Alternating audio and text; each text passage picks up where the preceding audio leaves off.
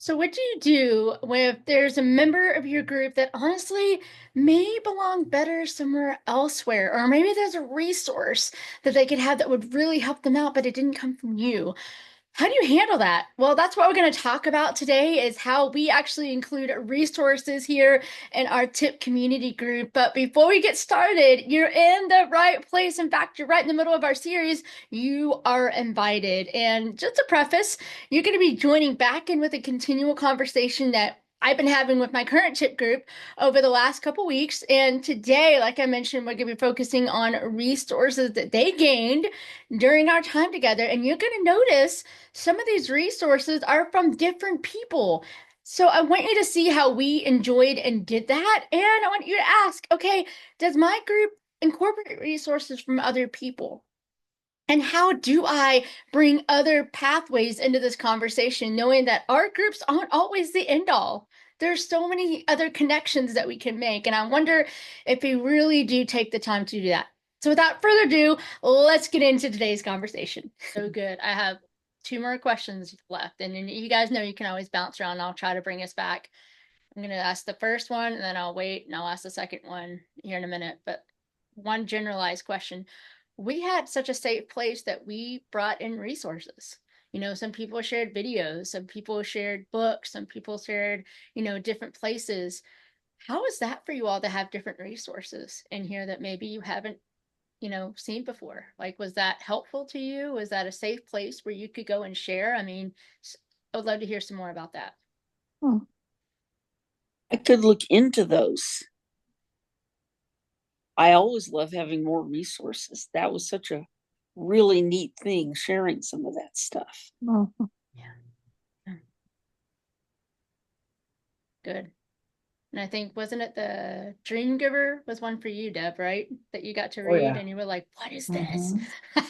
I love it. Yeah. And I think you recommended it. You were actually one of the early ones. And this is, I think you've been in this group twice, three times. So it came for you one time and then you came and brought it into the second time, I think, which was Yeah. really neat.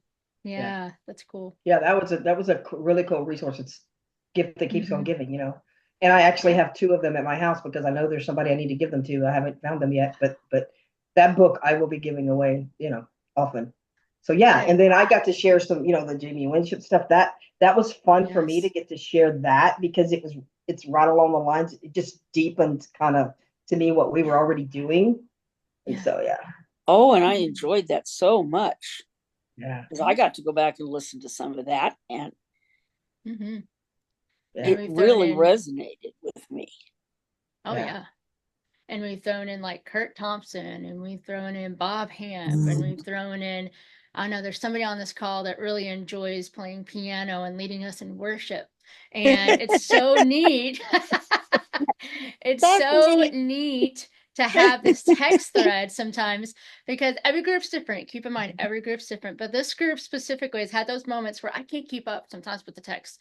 So I go later and I can listen to some of the audio and I'm like, what is this? And it's always the right song or always the right comment or Mhm. always the right resource at just the right time. And they have no idea, what we're going through, but it's just, you just never know. And God puts these people into our lives where it's just like, okay, like this is not a mistake. This is not just a coincidence. That God really did orchestrate that. So it's huge. Okay. Last I think question. And again, oh, go ahead. Go ahead. no, I was just going to say again, on my own journey of seeking truth over the past 3 or 4 years, it has been a confirming thing to me to Mm, have, I don't remember the word, I think Deb used a few minutes ago, the congruity, I think it was, of a variety of different people with different backgrounds, yeah. sometimes addressing somewhat different things, putting spotlight on the same truth. And then when you hear it from this person, and then gee whiz, you find that this person over here, who's ministering effectively in another way, is saying the same thing and acting on the same thing. And then you find out this other person over here is acting on the same truth. It's like, maybe, yeah, that's a confirmation of truth to me. And when you see the fruits of the Spirit and what various people are doing, again, sometimes in wildly different settings and in different ways and with different personal gifts that they're bringing to it. And yet, that same truth is underlying and is a driver and a foundation for everyone. I don't know why that would seem surprising. Yeah. Because God doesn't really change from one person to the next, and from one setting to the next. But that has been very encouraging to me. And like you said, the things that various people have brought into it do. There's a gift, there's a blessing there in each one of those. Maybe a blessing I didn't know I needed, maybe a blessing I never would have thought to ask for or not how to ask for, but there's a blessing there always, always. I love that. That's so good. And I think one of the lies that the enemy wants us to believe is that we're all alone, or don't share that because nobody will understand that, or Not whatever. valid. Yeah.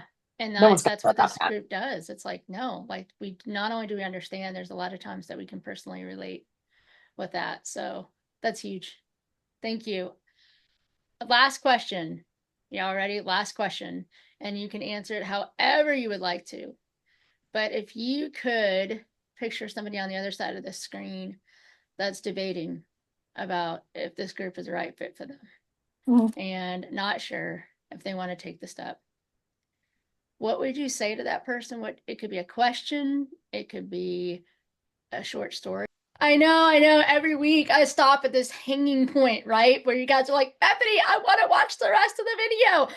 But before we do that, I want to circle back a little bit because the resources conversation was one of the shorter segments that we had. But I really want to focus on one thing that I feel personally convicted of. And the reason that we really do tip community groups the way that we do. I believe that as much as I want to put into these groups, I am not the end all resource. My experience can only go so much. They're not learning just from me, but they're learning from one another. And everybody that makes up a part of a tip community group has different resources, different experiences that they bring into the conversation. And to say, hey, this group is only for certain resources, that actually limits the experience. Now, I know some groups aren't like that. But I'm saying at my time and learning how to facilitate and coach groups well, I encourage people to bring in resources from different people. I'm not wanting this group to stay with me 100% of the time. I want them to have other experiences that they can bring back into this group to help edify this group. Imagine how incredible that can be. Just another resource for you, and I have tons. I learned this from Luke 10. If you haven't checked out Luke 10, they're a great organization and they really do want to have a community of practice within hand reach of everyone around the planet. But in order to do that, well, they have resources, of course, that they offer, but they're continually leading people to different places.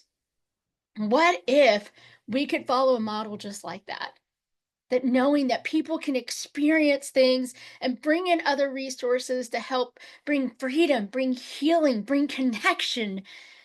That's one thing that I really want to open up. And that's part of why Step Out and Thrive came to be, is because I've experienced so many different groups and so many different resources that I love having almost like a melting pot where people can try on different things and check out different resources and see what God is doing personally in and with their life. And how amazing is it that I get to take that journey with people? It's amazing. I love it. And I learn so much with every single group that I get to be with. So take this for what you want. Get curious about it. See where God has you. See where God wants to lead you and all that. Every group is different, and that's just where we've landed with our tip community group. So again, if you'd like to be a part of an upcoming tip community group, I know as of right now the doors are still open. I don't know if it is going to be. I only accept 6 to 8 people tops in a tip community group, and we do life together. So that's part of the reason we do that, and they're my primary people for the next couple months. So I love what I get to do. If you're at all interested, please come. Let's do a call together. I would love to get to know you better and see maybe if it's your right next step. To learn more, you can check out bethanyboring.com. It's the link page for all of my current and upcoming events and groups and activities. And you can even grab a free download. How to start your own group. Imagine that. It's a workbook that leads you right through how to launch your own group. With that being further said, I'm so glad that you got to spend time together. So glad that you got to maybe learn some new resources out of this time. And remember, you can also check out the entire video at bethanyboring.com if you don't want to wait until next week. And you can also check out the previous podcast episodes to see the different chunks and how we talked about each thing that we covered. That being said, dare to do more than just survive, step out and thrive. See you guys next week. Bye.